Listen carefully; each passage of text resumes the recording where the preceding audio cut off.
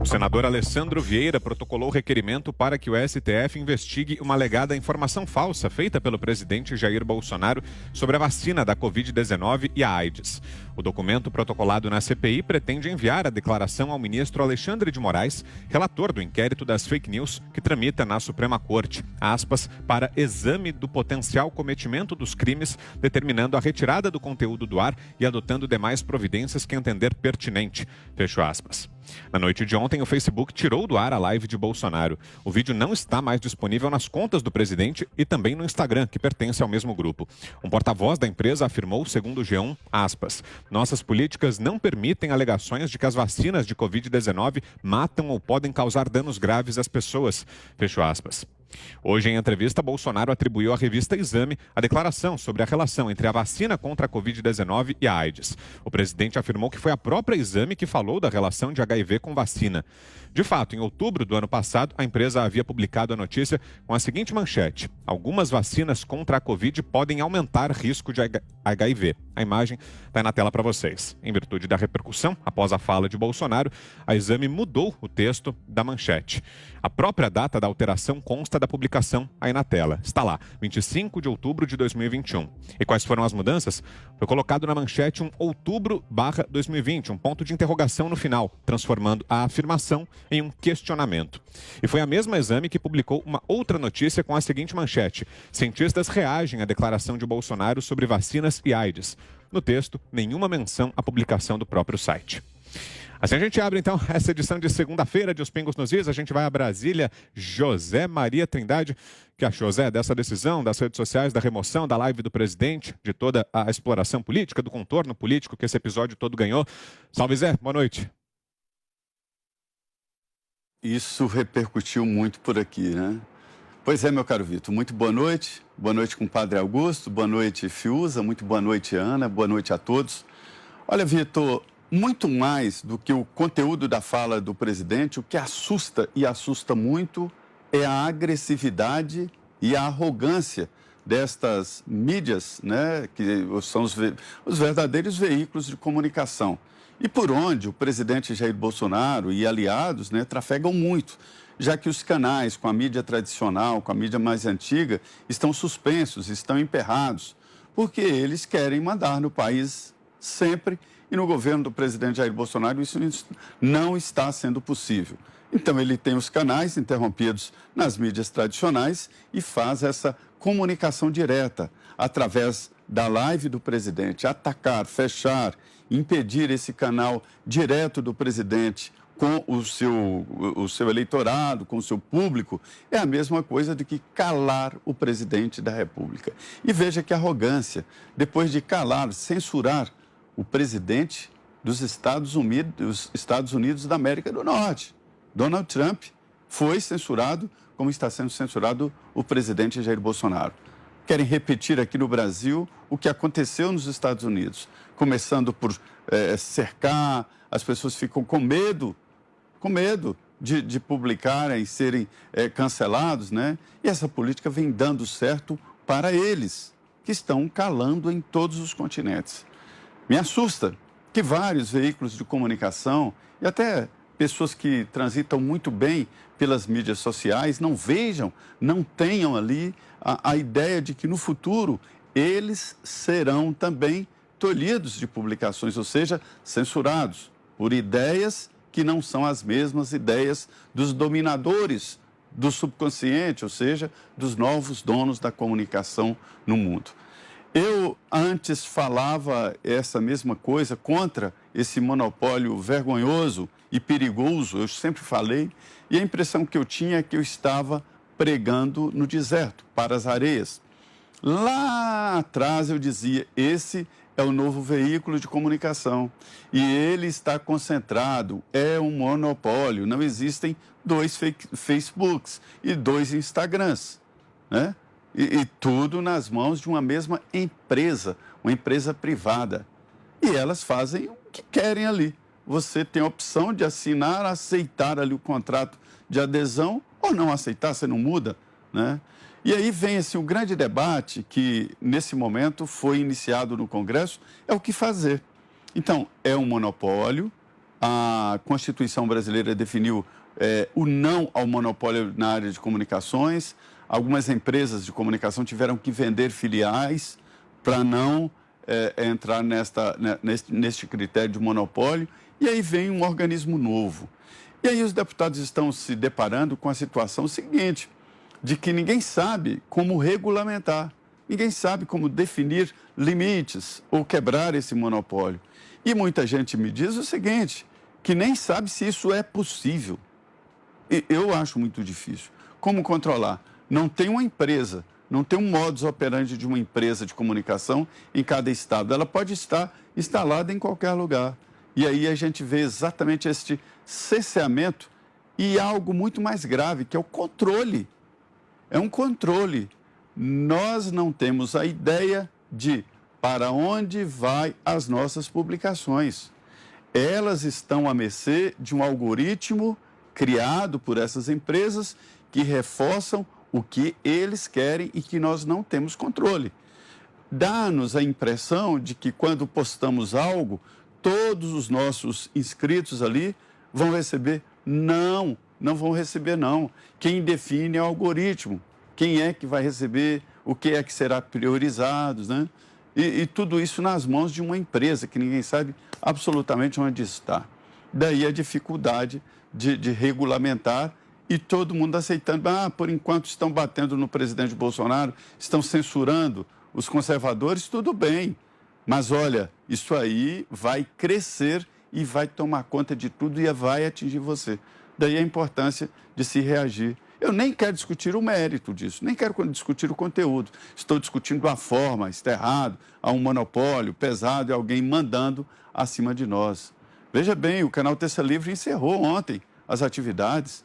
Vi colegas dizendo, olha, acabou. Saíram de lá, juntaram as coisas, colocaram debaixo do braço, pronto. Né? O Alan pode ser preso. Não vai ser preso porque talvez os Estados Unidos não aceitem o pedido de extradição de um brasileiro que não cometeu crime, está lá.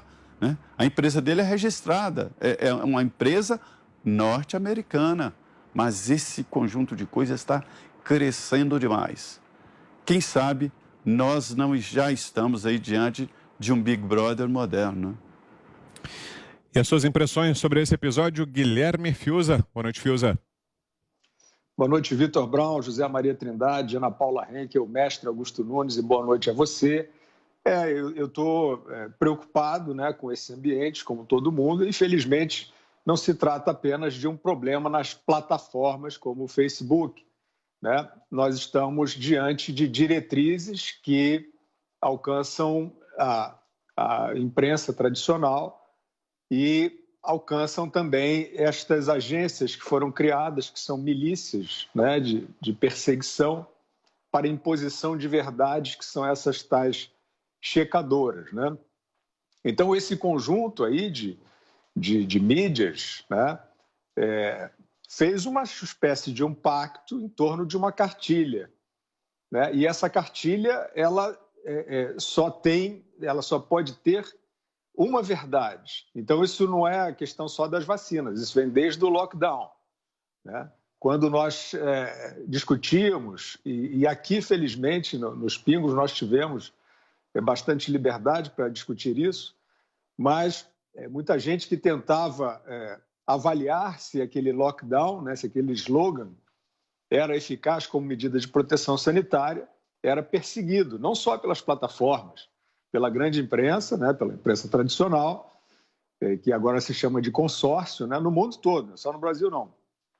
E por essas milícias checadoras, que são profissionais assim, né, desconhecidos e contratados para constranger jornalistas, formadores de opinião. Então, isso é muito preocupante porque não é assim que se faz ciência. E em relação às vacinas, esse tipo de diretriz passou a ser mais aplicado de forma mais bruta. Então, por exemplo, a discussão sobre o desenvolvimento dessas vacinas, que é uma discussão que está em curso, né, porque elas não cumpriram todas as suas fases de desenvolvimento, essa própria premissa ela é caçada né, ela é cercada e cerceada nesses ambientes, porque exigem que você diga que não estão em desenvolvimento. Alguns usam o termo experimental e são caçados por isso, erroneamente, porque as vacinas ainda estão em averiguação, evidentemente. As taxas, por exemplo, de eficácia e de segurança projetadas inicialmente e aí de forma equivocada, né, noticiadas por esse consórcio, como se fossem taxas definitivas, elas já se modificaram, porque a experiência da aplicação da vacinação em massa vai apontando outros resultados que não aqueles projetados. A livre discussão sobre isso é como sempre se fez ciência, né, dentro dos ambientes acadêmicos, dentro dos fóruns científicos e também no espaço público em geral. Isso, infelizmente, esse espaço está intoxicado por diretrizes de controle, que não são positivas para se fazer ciência. E, de fato, quanto mais essa afirmação está na boca ou na mídia daqueles que eles tentam eleger, né, como os inimigos caricatos, como o Zé citou o ex-presidente dos Estados Unidos, Donald Trump, que era um desses inimigos escolhidos, né? E agora que o presidente Bolsonaro, que certamente está aí nesse roteiro, né, nesse script, né, de perseguição, supostamente do bem contra o mal, mas o bem, entre aspas, no caso, é quem está caçando a liberdade de expressão, é quem está impedindo o livre espaço de circulação de ideias e conhecimento para a formação de ciência, né? Então, é isso aí, não se trata... A gravidade não é só derrubar a live do Bolsonaro. A gravidade é que você está impedindo que se discuta temas de saúde pública num ambiente que não é saudável se a gente quiser, de fato, continuar nos entendendo como democracia. Queremos ouvi-la também, Ana Paula Henkel. Tudo bem, Ana? Bom começo de semana por aí. Boa noite para vocês aí no Brasil, Vitor, Zé, Fiuza, mestre Augusto Nunes e nossa audiência maravilhosa. Bom, acho que o Fiuza e o Zé já colocaram aí numa boa cápsula o que diz respeito à liberdade de expressão, acho que principalmente liberdade de questionamento, né, Vitor?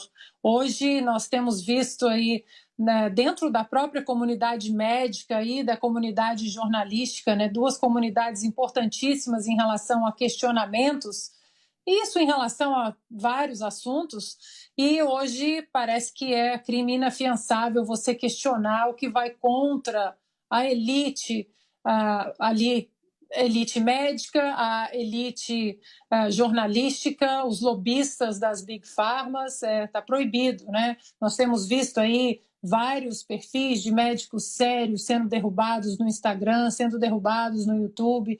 Então é muito sério isso tudo que a gente está vivendo, e mais sério ainda é ver o silêncio de muita gente que no passado defendia a liberdade de expressão, a primeira emenda americana, que é a liberdade de expressão de uma forma quase absoluta, com apenas alguns asteriscos ali, e hoje nós temos visto o silêncio, né, dessas pessoas, porque o que está acontecendo é o cerceamento da liberdade de expressão a inimigos políticos, aqueles que estão no caminho atrapalhando, atravancando um outro projeto de poder.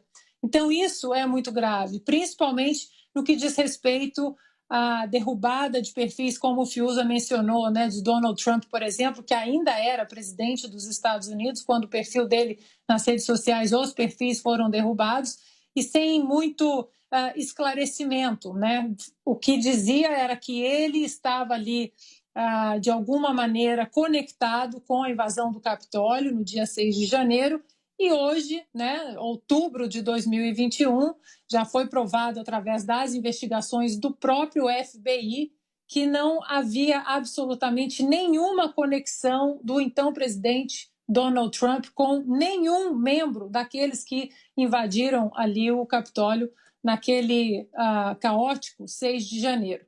Isso é muito grave porque os questionamentos, quando atrapalham a narrativa imposta, né, por essa elite aí, eles entram no caminho da censura, e isso é gravíssimo, porque nós temos visto que logo após, alguns meses depois, alguns questionamentos eles são liberados, eles saem da aura de fake news, como o computador do filho do atual presidente americano Joe Biden, Hunter Biden, o computador dele que continha mensagens ali nada republicanas, mensagens muito pornográficas também, na época que Joe Biden estava ainda como candidato. Foi dito que o computador, a divulgação do computador era fake news. Foi dito, por exemplo, que era fake news, que a possibilidade do vírus da Covid-19 ter escapado do laboratório de Wuhan, perfis foram censurados. Hoje em dia ainda existe uma investigação em relação a isso, investigação oficial do governo americano e de outros países. Ou seja, fake news é o que a elite das big techs com as big pharmas, o que eles decidem que seja fake news. Dito isso, eu acho que há uma crítica pertinente ao presidente Jair Bolsonaro de mexer nesses vesperos. Eu acho que ele não precisa entrar nesses vesperos. Era um tema muito polêmico também fora do Brasil, no Reino Unido, em relação às vacinas e o que ele trouxe na live.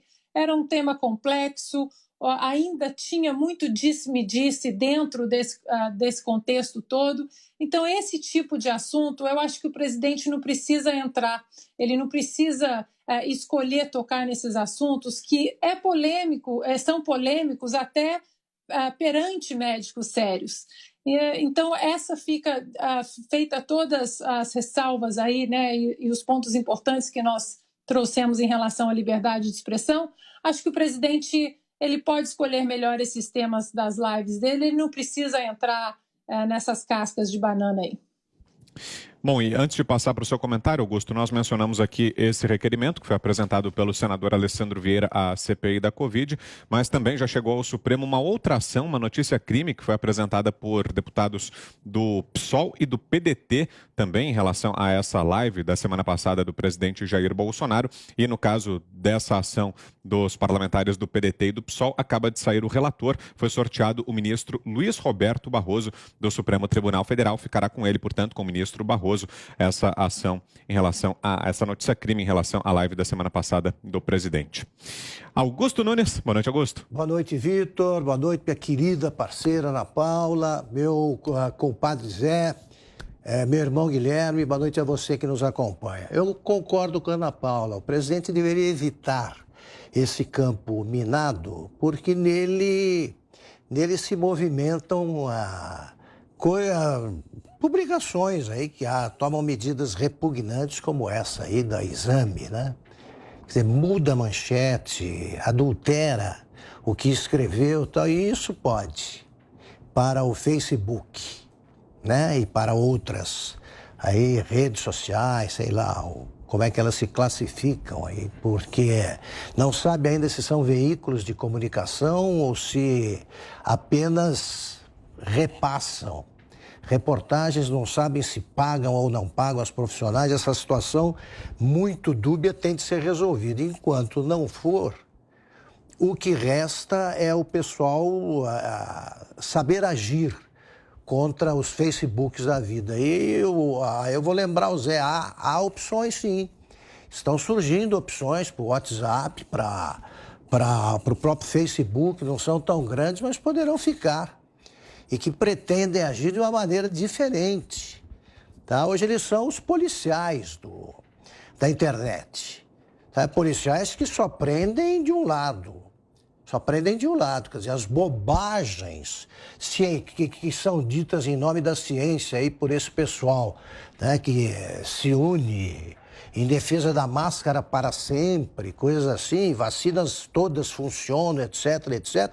Esse pessoal aí, daqui a pouco vai aparecer a verdade e nós saberemos as bobagens que eles disseram impunemente.